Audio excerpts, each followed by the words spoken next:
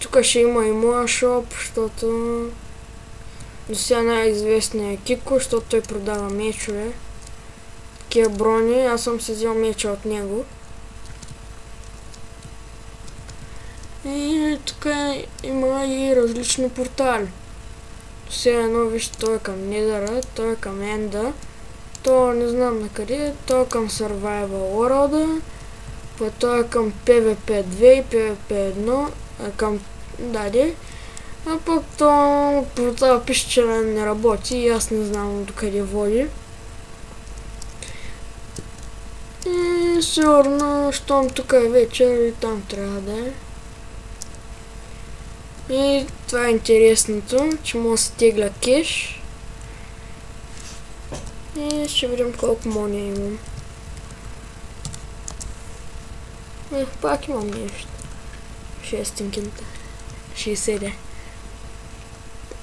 Тук има LARP shop.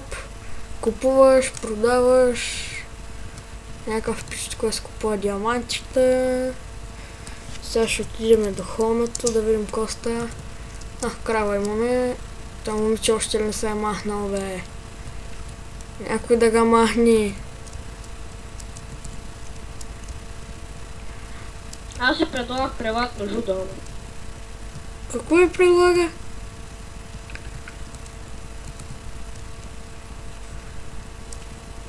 И... Аха. Та толкова ли тъпа, че има резиденция? Хубаво с фляна. Кико сега справи пък реклама. Стеф Хелманс, това да не е твоето гадже.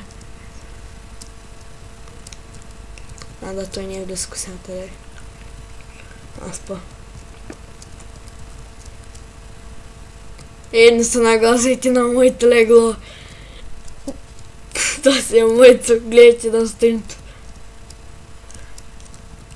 И ще се върнем, когато става вечер. Или кога сме фанали вече вилиджера. И това съм аз сега и ще се върнем, когато намерим вилиджер. И когато го излекуваме. Довиждане за сега.